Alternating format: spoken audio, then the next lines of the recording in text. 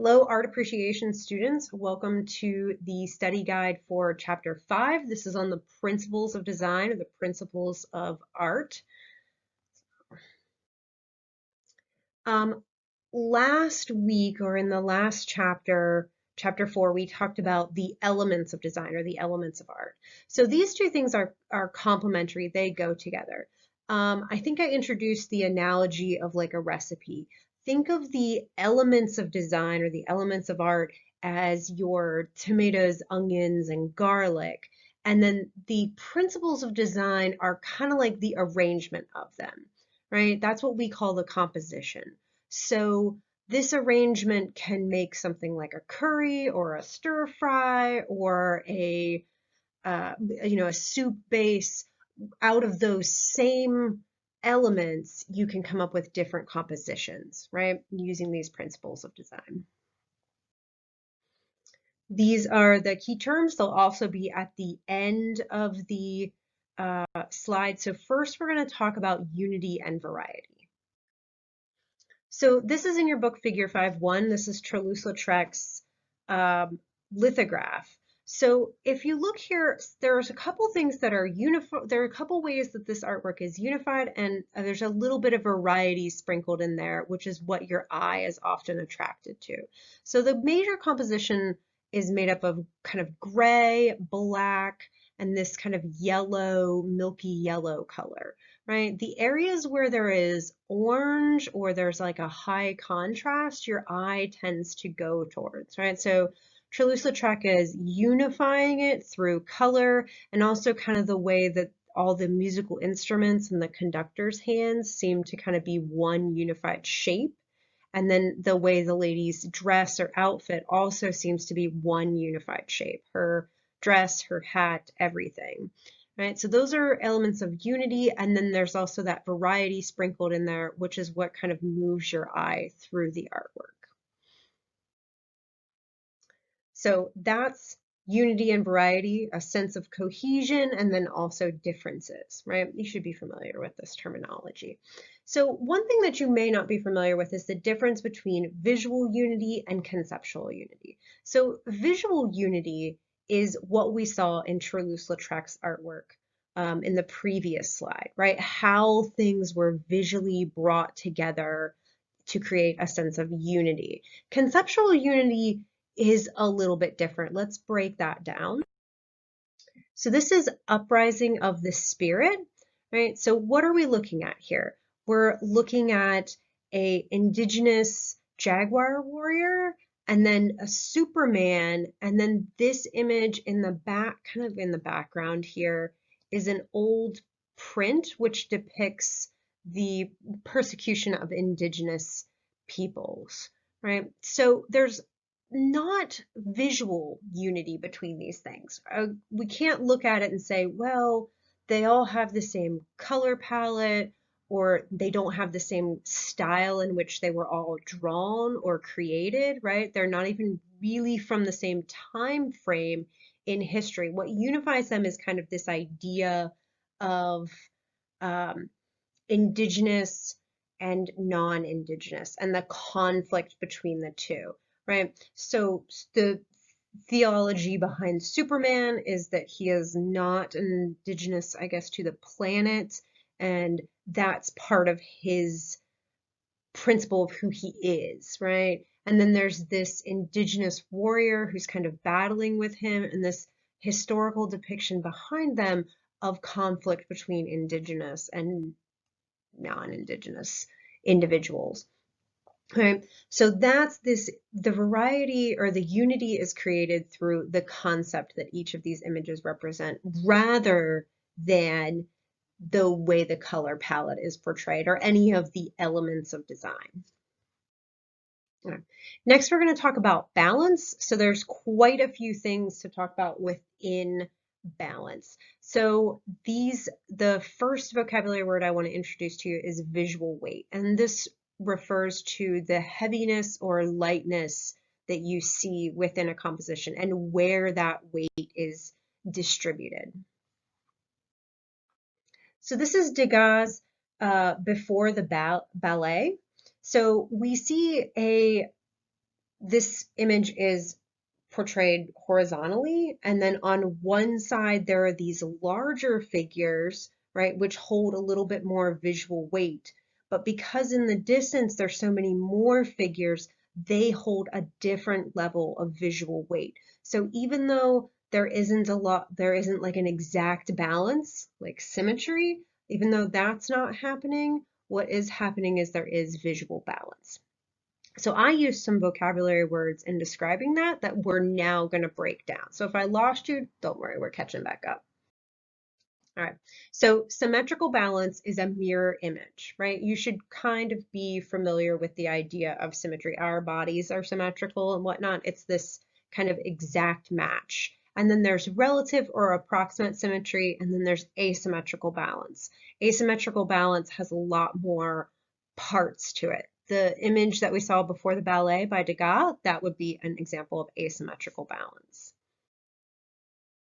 Okay, so this tabernacle polytriptych with scenes of the Madonna and Madonna child and scenes from the life of Christ, it's a lot to get out, is a good example of approximate symmetry. It is almost exactly identical on each side, but it's not. If you look at all of those little windows, those sort of little window vignettes that show different images, they're usually kind of balanced visually as far as the weight goes, but they're not exactly the same. There's not perfect symmetry to this artwork.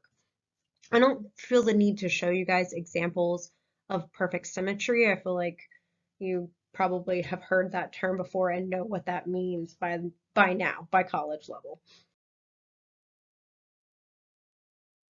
All right, the next is an example that does have very close to very close to true symmetry, but is technically approximate symmetry, is this mandala of Genkarta.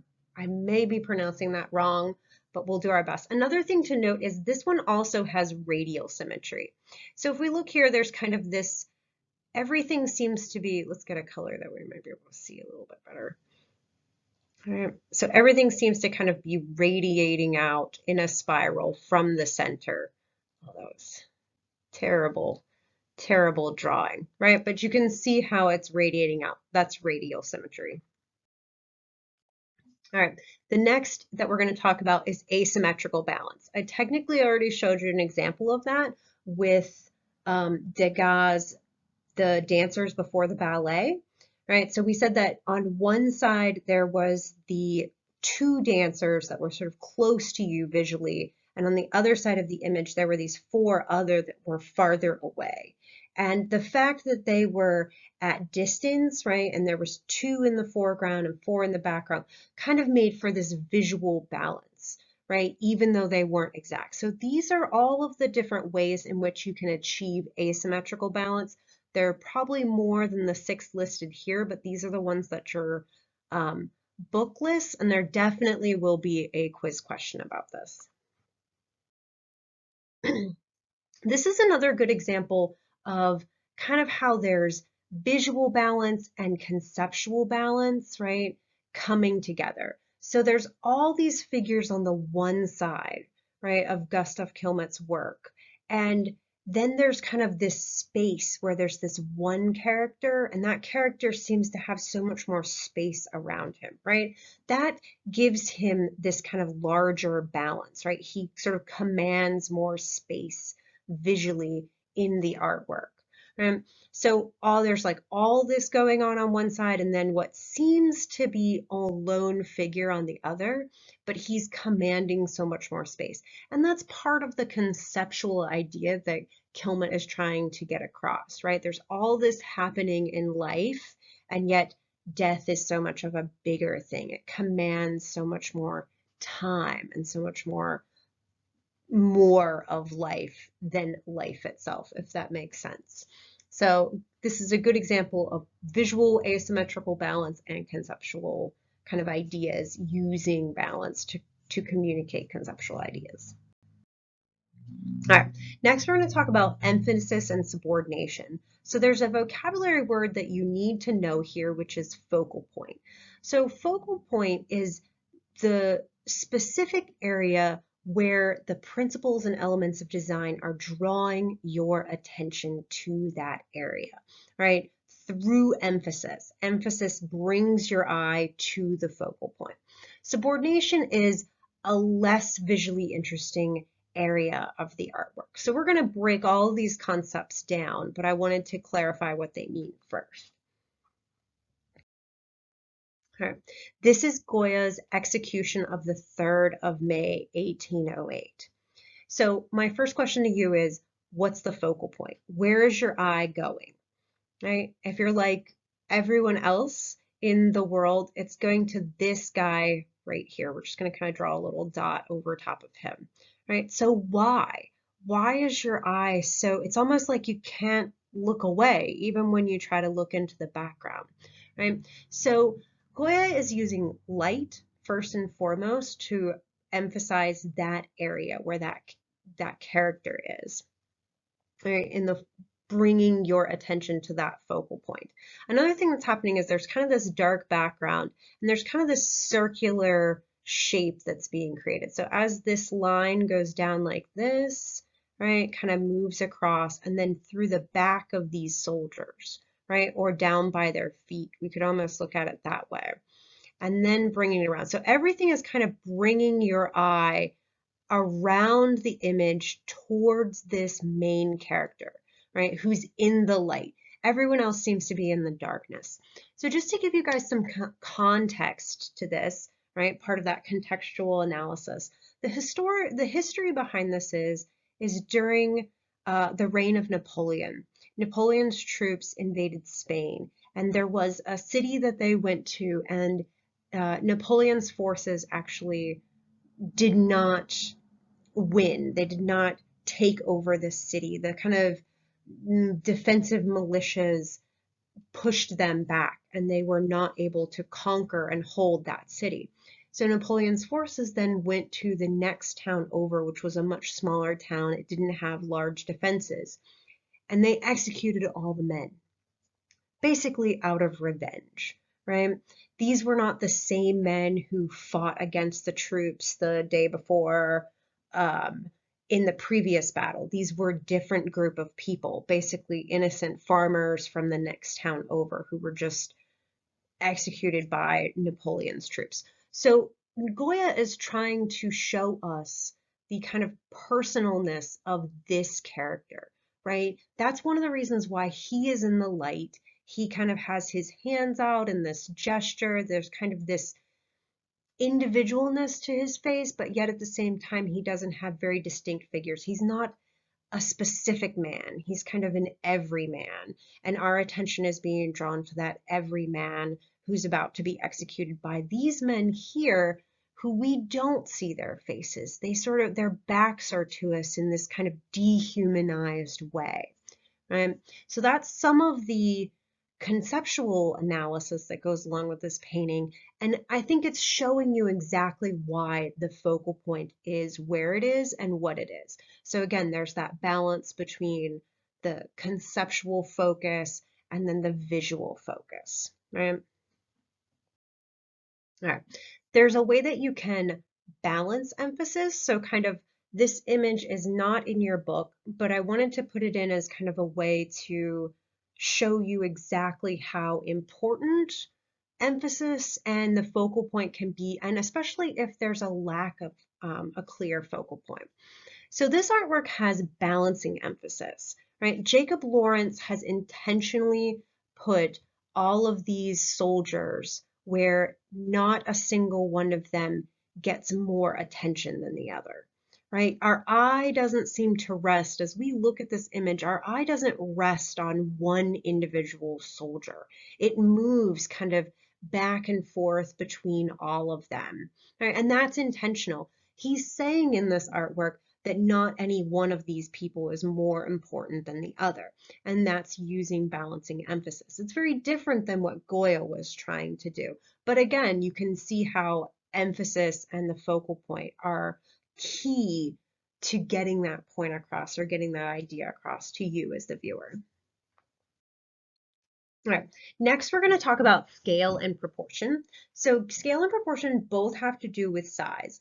First, I want to talk about proportion, and then we're going to talk about scale. So proportion refers to the size relationships of parts to a whole, right? If my hands were really, really, really big, right, they would be out of proportion to my body, right? We see all these little jars down here. This image is not in your book, right? But this one is much taller. They all have the same parts, right? They all have the lip and the width and the hip and the foot, right? But the foot is different on all of them because it has to hold the weight of like the hip and the lip differently, right? So it's the size in relationship to the parts of the whole. Scale is size in relationship to normal, right? So an artist who always works with scale is Claus Oldenburg. This is a different image than what's in your book. Figure 519 in your book is another Oldenburg sculpture, which is very similar, right? So one thing I want to point out about this is obviously the interesting use of scale. These are regular people, and this is a matchbook, which is usually something that you kind of hold in your hand. But note that he's also using the primary colors, right, in this very kind of simplistic way. Last time we talked about color, so the yellow, red, blue, and then the black and white are the colors of the matchbook. But those colors are kind of very strong in their hue, right? They're kind of that basic crayon yellow, red, and blue, those iconic kind of colors. He's not looking for exact replication of an object. He's kind of looking for this idealized matchbook, then expanded out into the world, playing with the scale. All right. The next thing I want to talk about with scale is hierarchical scale. So hierarchical scale is used in art history a lot, especially in early art, and it's used to communicate importance. So let's look at a good example. This example is similar to the one in your book, which is called the Royal Altar of the Hand. And this is by the same culture, the Benin people, which are of Western Africa. So I just wanted to use this example because I think it's just a little bit more clear. It's only kind of got one side to it. So the difference of hierarchical scale is very easily distinguishable. This character, right, who is the largest, is the most important, right? That's hierarchical scale. It's not that this man in the foreground is somehow taller or closer to us or anything like that. He is depicted larger than the others intentionally. These, the larger ones that flank him on each side, those are the second most important. And then all of these guys kind of in the background. This guy here is playing a little flute. He's kind of my favorite of them all. They are kind of the like the attendants that are coming with this main character as he goes on his journey. So just to again put it in a little bit of context, in Western Africa, what will often happen in the Benin culture is when a new king is crowned or chieftain is crowned, all of the warrior attendants, all of the kind of like chiefs and generals, for lack of a better term, would come and pledge allegiance to this new chieftain or this new king who is in charge. So that's what this image actually depicts. This is the warrior chief here, this larger character, and then he has this is a special ceremonial sword which is used during the time to pledge that allegiance. So he's depicted with that. And then everyone who's depicted behind him is depicted smaller because they're of less importance than him. So that's what's going on with this image, and it's clear use of hierarchical scale. This brings us to this week's discussion board, which is going to be on scale. So scale influences our ideas of what is important.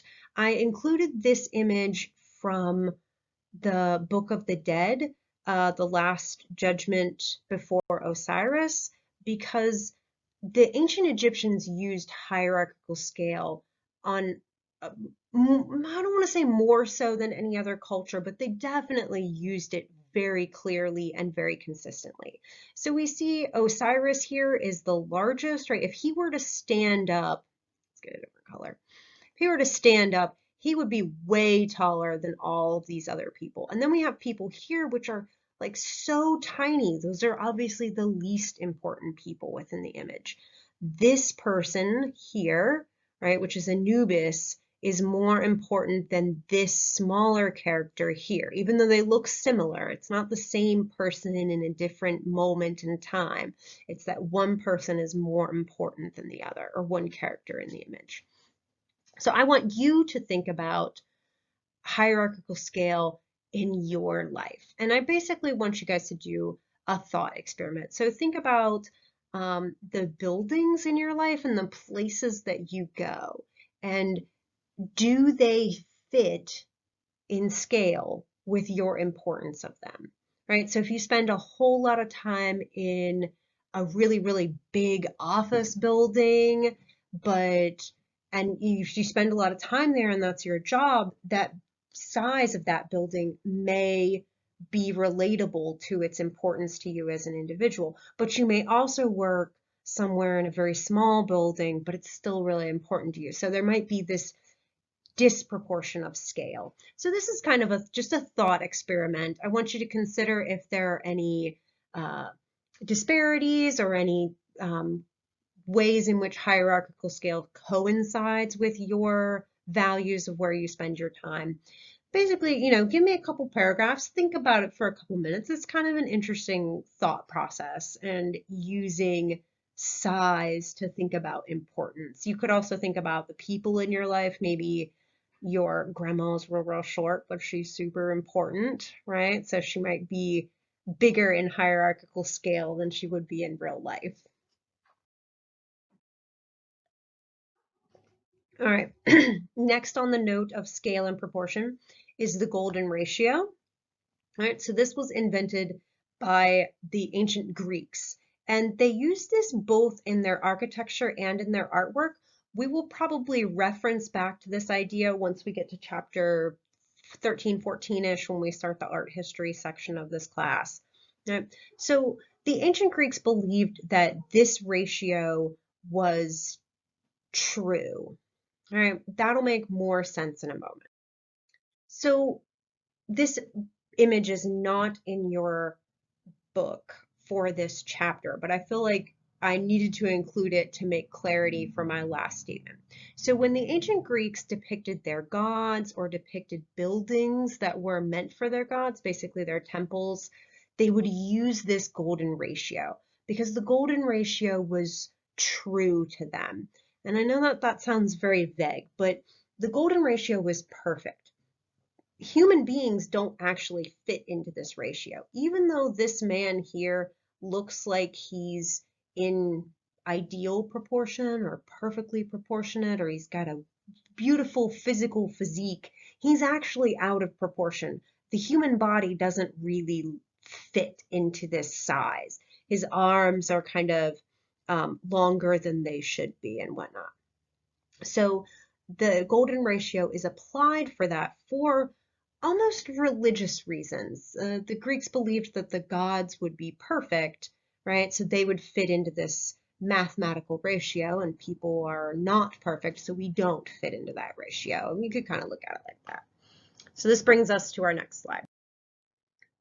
So that was during ancient Greece. So during the Renaissance, when Leonardo da Vinci would have been working, there was this revival in the ideas of proportion and in the ideas of this mathematical accuracy and this mathematical perfection that there could be. So there's this gentleman named Vitruvius, and he had a statement that the perfect male body could either fit into a circle or into a square. It could not fit into both simultaneously, right? So Leonardo da Vinci, being who he was, set out and was like, I can do it. So he created the Vitruvian Man, which is what you see here. There was probably going to be a quiz question about this, and remember, there's a good paragraph and a half about it in your book, so I think you should definitely read into that. It goes into a little bit more detail about the Vitruvian Man. All right, next we're going to talk about rhythm, right? Rhythm is very much so like it sounds. It's a repetition of something over and over again, an accented element of art, usually shape, right? And it's visual rhythm is very easy to identify most times. So this is the image or figure 526 from your book. This sculpture is titled Wave, but this is a different image. So I like using this image that's kind of happening at dusk because it shows that repetition of that wave and how it mimics those arches of the, what I think is the library of this university behind there, right? So you can see not only are the waves repeating, but it's repeating the architecture of the building behind it, showing multiple layers of rhythm. All right, so that is, in a nutshell, the principles and elements of, or elements for last time, the principles of design. I'm sorry, guys. All right, if, as always, if you have any questions, don't hesitate to email me. I am happy to answer any questions. Do your discussion about scale, and take your quiz for the week. I'll see you next week.